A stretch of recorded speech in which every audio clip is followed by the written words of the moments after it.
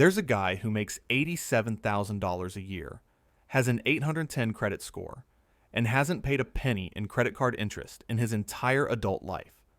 He's also completely broke. Not drowning in debt broke, but 39 years old with $23,000 saved broke.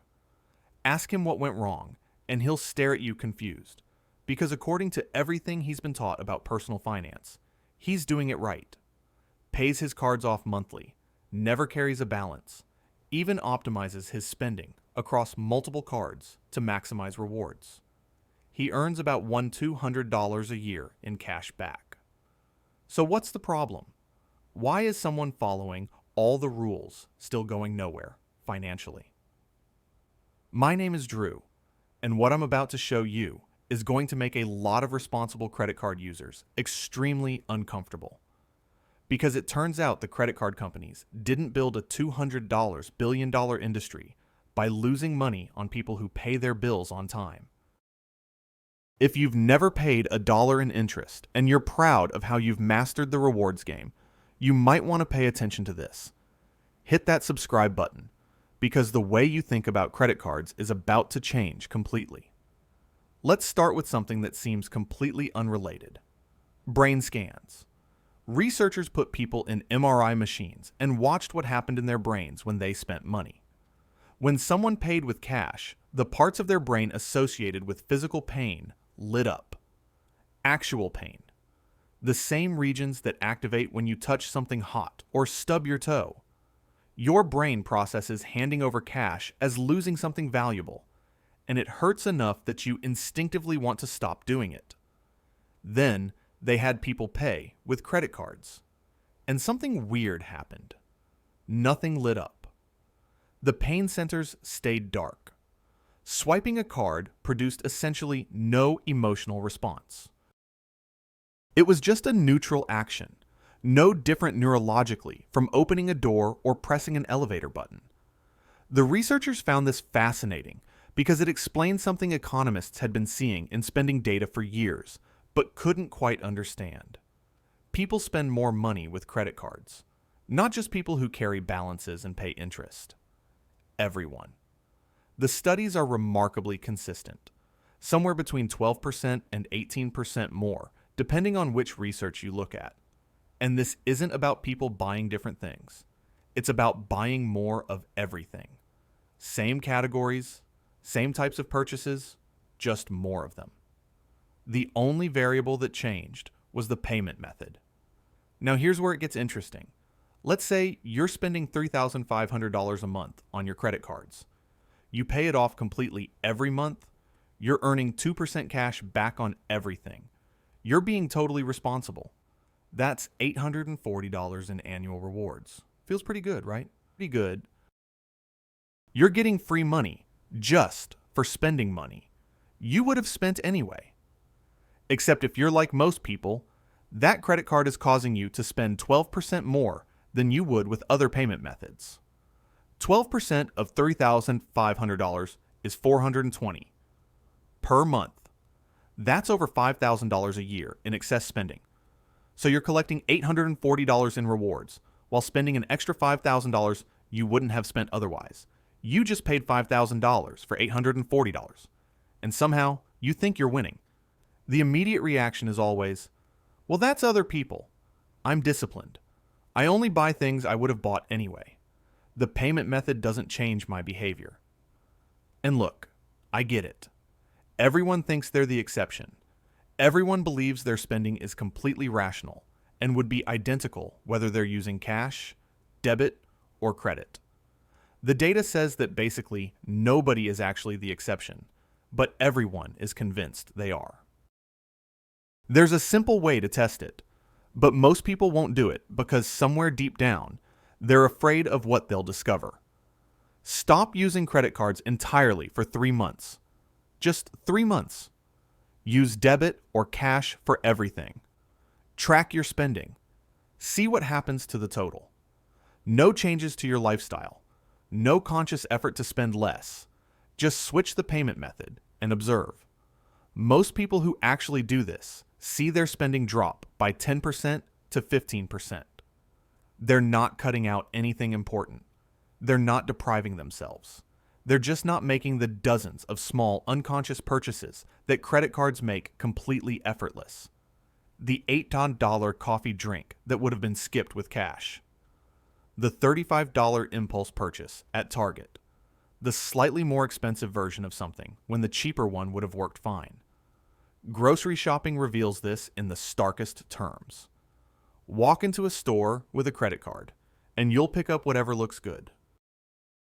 The fancy cheese, the premium bread, the prepared foods, the organic version of everything. None of these individual decisions feel significant because you're not actually parting with money in the moment. You're just scanning a card. Do the exact same shopping trip while mentally tracking how much cash you'll need to cover it, and suddenly you're evaluating every item differently. That fancy cheese isn't just fancy cheese. It's $9 you're choosing to spend instead of $6 for the regular version. The psychological friction makes you reconsider purchases that would have been automatic with credit. People report their grocery bills dropping 20% to 30% just from this switch. Same meals, same food quality, just fewer impulse additions that seemed necessary when spending was frictionless, but turned out to be completely forgettable. Now, let's talk about what happens when your income increases, because this is where credit cards become genuinely dangerous to your wealth building. Someone gets a $15,000 raise. Their income goes from $70,000 to $85,000. That's an extra $1,000 a month after taxes. Life-changing money if it gets saved and invested. Except within a few months, their credit card spending has increased by roughly $15,000 annually. Better restaurants because we can afford it now. Upgraded car because the payment fits in the budget. Nicer clothes, better electronics, more weekend trips. All of it charged to credit cards that get paid off monthly, creating this illusion of financial responsibility. The entire raise vanished into consumption instead of building wealth, and they have no idea it happened because credit cards made the lifestyle inflation completely effortless. There's a real case that illustrates this perfectly. Someone earning $68,000 gets promoted to a role paying $89,000. That's $21,000 more annually, about $1,400 extra monthly after taxes. Substantial money. 2 years after the promotion, they're making dramatically more, but saving less than they did before. Not the same amount, actually less. Their lifestyle inflated to consume the entire raise, plus a bit more. And they didn't notice it happening, because every new expense just became another line on the credit card statement. The opportunity cost is what really stings once you calculate it. Take someone spending $4,000 monthly on credit cards, paying it off completely, collecting 2% rewards. That's $960 annually in cash back. Now imagine that by removing the psychological ease of credit cards, their spending drops to $3,200 monthly. That's $800 a month that could be invested instead. Compound that $800 monthly at 10% annual returns over 30 years. You get $1,058,000. But it's being traded away for $28,800 in credit card rewards collected over that same time frame. 7-figure wealth sacrificed to collect 5-figure rewards. And people are convinced they're being financially savvy. The mental accounting tricks are ridiculous once you start noticing them. Someone goes to dinner, the bill is $140, and their brain does this little calculation. I'm getting 3% back on dining, so it's really only $136. The spending feels smaller because of the rewards math, but there's zero consideration that cooking at home would have cost $25, saving $115 actual dollars. The optimization is completely backwards. Or consider sign-up bonuses. Spend $3,000 in 3 months, get $750 in rewards. Suddenly people are hunting for things to buy to hit the spending threshold. A laptop upgrade that's not really necessary. New furniture when the current stuff is fine. anything to reach $3,000 and claim that $750. That's not rational financial behavior. That's being manipulated by a reward structure specifically designed to increase spending.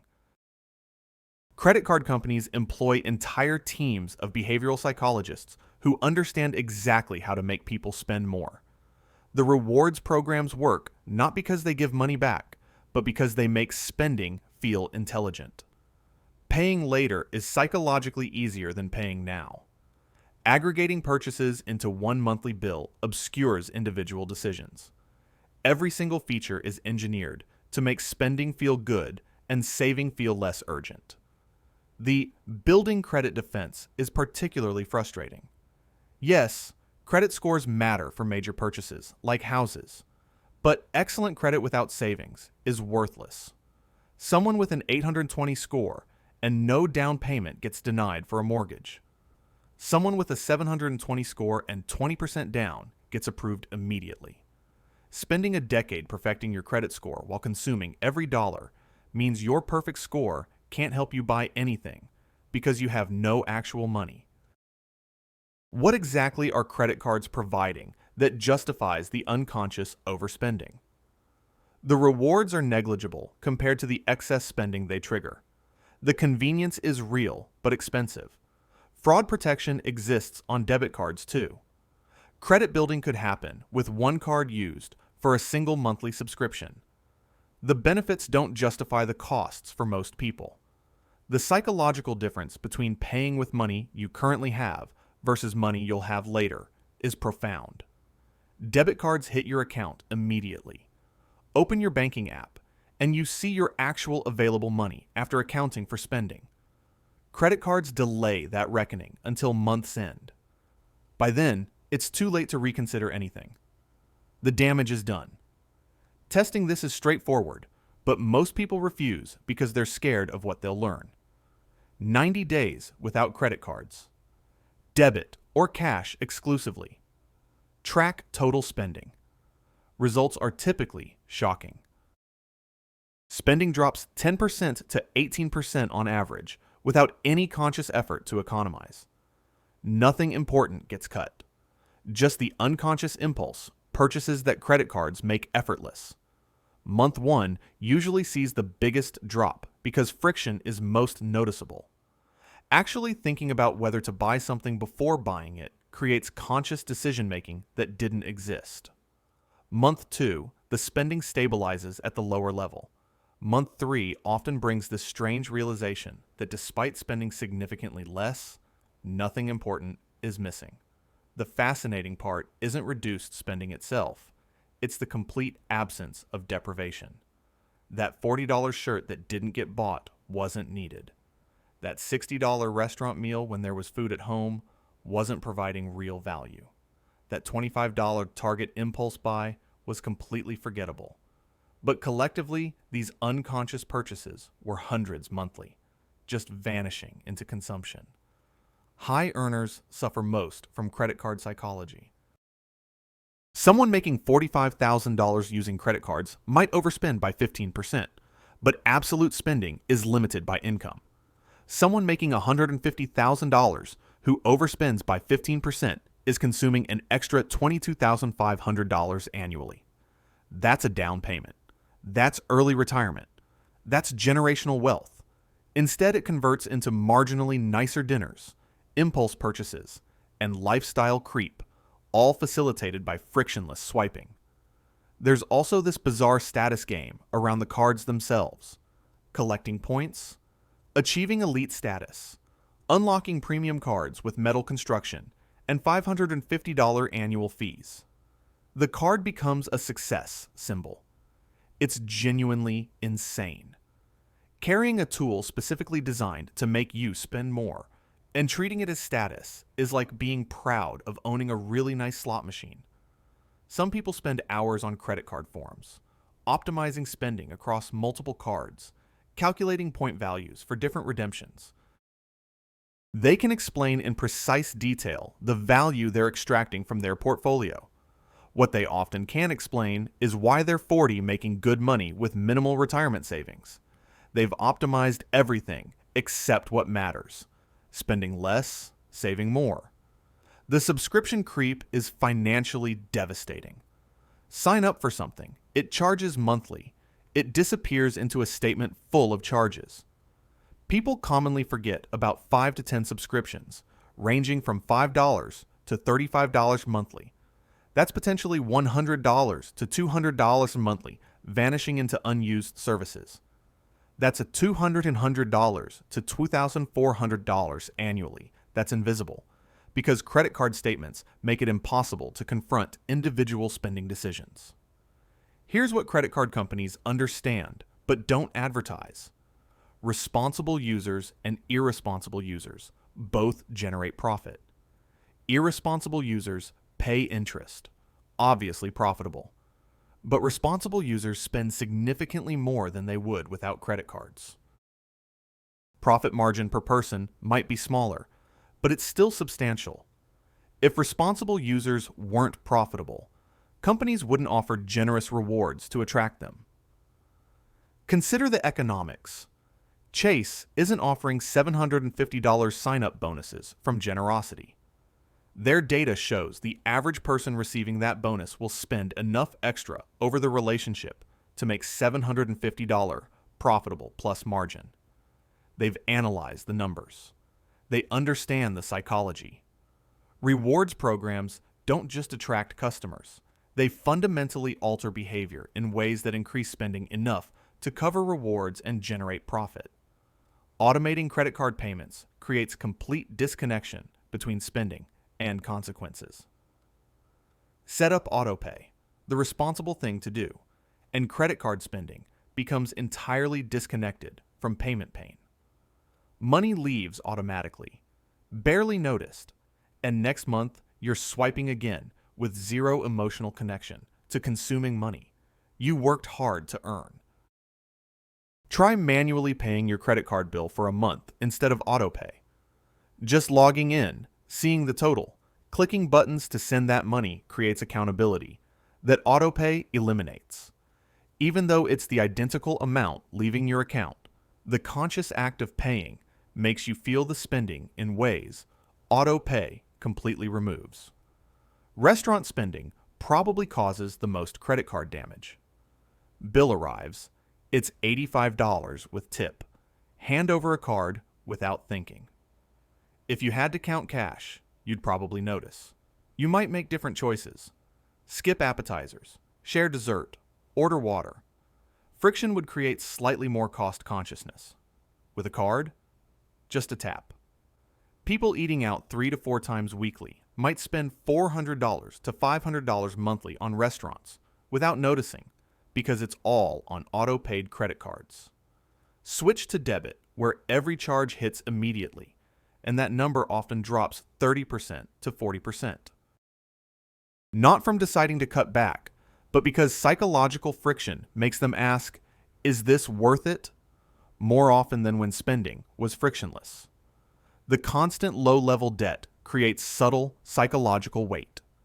Make a credit card purchase, and for the next 15 to 45 days, until you pay the bill, you're technically in debt for that purchase. You've consumed something unpaid for. This used to be considered financially questionable. Now it's considered savvy because you're maximizing rewards. But there's psychological weight to always owing money, even interest-free debt you know you'll pay. Your balance sheet shows liabilities that wouldn't exist with immediate payment. You're always slightly in the red. That creates subtle but persistent background stress you don't notice until it's gone. Stopping credit card use creates unexpected financial clarity. Your checking account balance becomes real, not inflated by unpaid purchases floating somewhere. Money you have is money you've earned and haven't spent, not money minus obligations you'll pay next week. There's psychological cleanliness to knowing exactly what you have without mental adjustments for outstanding balances. Credit card rewards are also steadily worsening. 5% categories shrinking. Annual fees increasing.